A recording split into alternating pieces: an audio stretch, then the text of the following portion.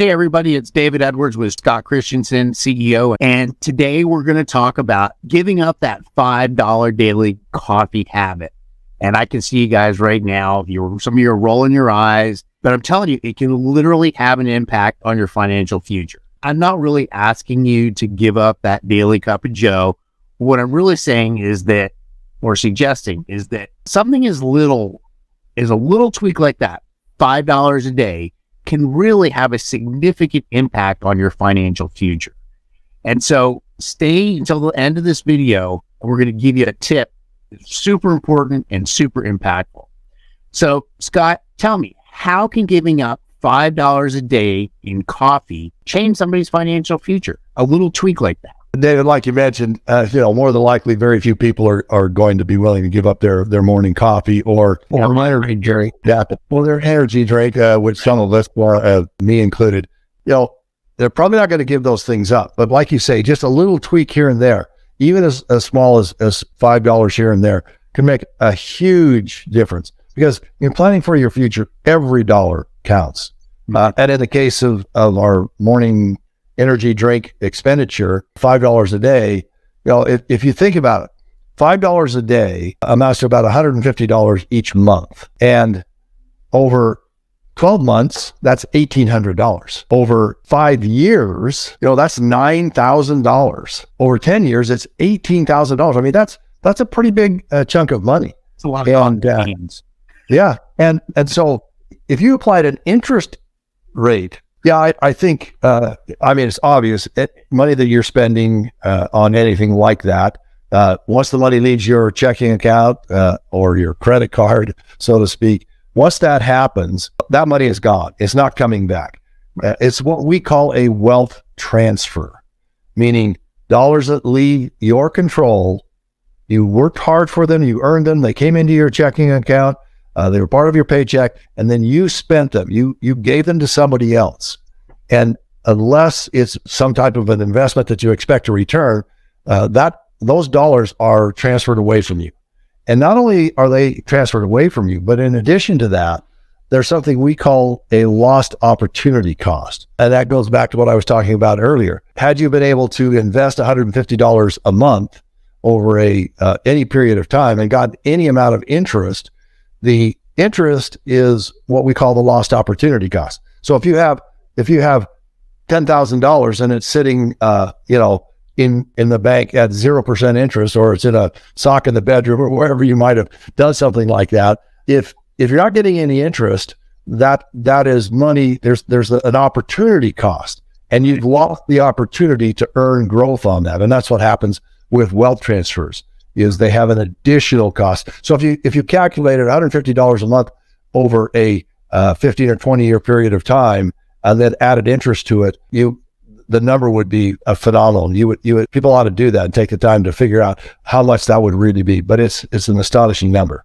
Yeah, so it does sound like my morning coffee could become a very expensive habit over time. And I remember a few years back sitting there with a friend of mine, and he was going through his check register, and his wife would go out with her girlfriends at lunch, and they'd go to Starbucks and they'd eat, get a couple cups of coffee, and she'd be, a good friend, and she would buy coffee for her friend, a round of coffee for her friends, or, maybe lunch for her friends. He sat there and he added up one month, and it was well over $600 that she had spent on the debit card, right? It was so they weren't charging it on a credit card, but still these habits that we get into and that we don't even think about how it's going to impact us over time. And so there's some other things, that we could do with that money that's going to help us see for the future. So talk to us a little bit about that. Well, one of the things that we do with our clients is we help them understand that every day they're either unknowingly or unnecessarily transferring wealth away from themselves. And so we do a kind of a financial audit to help people identify and look at where are the wealth transfers, number one.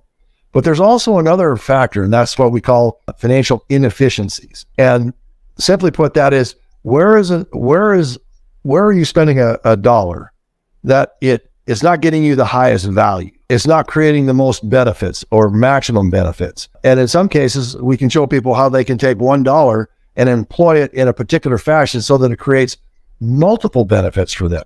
All this enhances what we call this financial inefficiency, or it enhances financial efficiency, I should say, which means you get to keep more of your dollars. And the more dollars you get to keep are more dollars you can reemploy into saving and investments that will grow to your benefit as opposed to someone else's. Okay. So you're talking about redirecting that cash flow, eliminating debt, building up capital. If I'm doing all these things, where typically is the best place to store that capital? Should I be putting it in my savings account? I mean, that doesn't make much sense because, last I checked, it was like 0.5%. And I always find it amazing that, the bank will only pay 0.5% on your savings account, yet they'll turn around and lend that money right back to you on a credit card at 18 to 27%, I think was one of the rates that I saw recently. So where would you suggest to our viewers that they store that capital, that pool of capital? Well, this is a very important question because here's the thing. People are at different stages in their financial journey, and sometimes they need to build up an emergency fund. Sometimes, some people are putting their money towards a health savings account, or they're putting it into a 401k. There's lots of different places that people can put money. So depending upon what stage they're in, where they're at financially, do they have some credit card debt? Are they financing vehicles? Do they have student loans? Where are all the cash flows? Where are they going? And so when we help people identify where the cash flows are going, we look at ways to make sure that those cash flows are working to their advantage. But then again, depending upon where they're, what stage of life they're in, we'll determine, is it important to build an emergency fund? And I'll give you a kind of a simple example. Most everybody has an emergency fund today. Right. You say, well, I know lots of people that actually don't. And I say, well, yeah, they do. They've got plastic in their pocket. That's their emergency fund. Okay. And for better or for worse, it can solve a lot of problems. If you have a challenge right now today, you can get it taken care of, and you don't have to wait. You don't have to go to the bank. You don't have to wait to get funds from somewhere else. You don't have to pull it out of any other account. You can put it on the credit card. Now, the challenge is that from that point, you begin to accrue interest. Well, what if you had designed a system whereby things were more efficient and you still use the credit card for the efficiency of it, but you had the capital stored somewhere that was liquid, where you get at it. You had liquidity, use, control, which is something we've talked about in other videos, having liquidity, use, and control. So let's say I have a $2,000 vehicle repair or something like that. The reason that comes to mind, I just talked to somebody that had $2,000 of fixing things on their car. So $2,000 vehicle repair. They put it on the credit card, all right? Now, when they get the credit card bill, if they have the cash that they can transfer from wherever it's at into their checking account and pay that bill off, then they don't incur the interest. Now, here's what's interesting. So we avoided the interest entity to the credit card company, but we had money in a place that hopefully we were getting more than 1 or 2% interest. Let's say we were getting 5% interest. So we gave up $2,000 that we could earn 5% on, and over the course of a year, that would be not a lot, but we gave it up so we could save ourselves the credit card expense. That's a good exchange, but did give up $100. There's a lost opportunity cost on the money. We saved ourselves maybe $400 or $500 in interest, but we gave up $100. So again, looking at things from a financial efficiency standpoint, is there anything else that we could have done differently that would be a game changer? And one of those things that we teach people about is something called the family banking system, which we're not going to get into detail of that today, but essentially what we do is we teach people to recapitalize their banking system, meaning that savings account, that capital account had a couple of $1,000s in it, maybe more, but at least had $2,000 in it. We're going to put that $2,000 back, but we're going to pay ourselves the interest that it could have earned.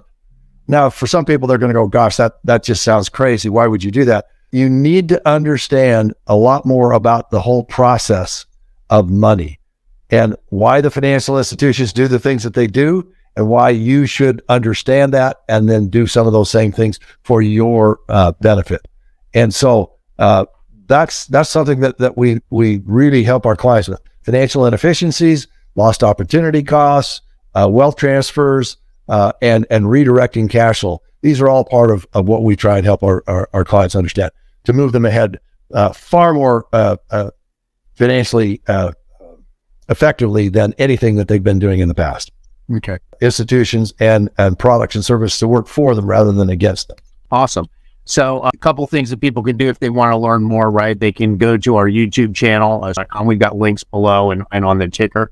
And so we would certainly encourage you to do that if you want to learn more about the things that we're talking about today. Scott, anything else you want to add to that? Yeah, one last thing, and we're trying to make sure that folks have as much information as possible. And I wrote a short book. It's easy to read. It's called Financial Certainty for Life. Okay. And what I wrote it with the idea of helping people understand that there's some challenges in this new economic future that we're living into. There's some things that we're going to have to know and understand and work through going forward. And if you don't know about them, you can't plan for what you don't know about. You don't know what you don't know. And this book is designed to teach you some financial things or some financial challenges that are coming up that we need to know about. And so if they click on one of the other links below, they can get access to the book. The book is free. We'll be happy to pay the shipping.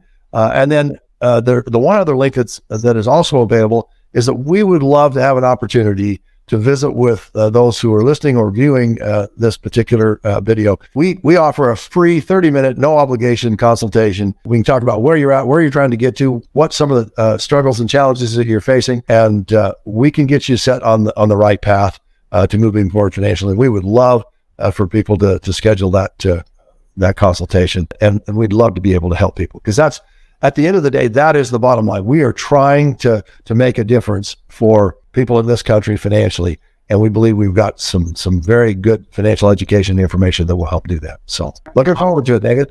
Absolutely. Well, until we get together on the next show, Scott, have a great weekend, and I'm going to get out and do a little fishing. Thanks, Dave, for taking the time, and look forward to talking with you again. All right. Everybody have a great day. Take care. All right. Bye-bye.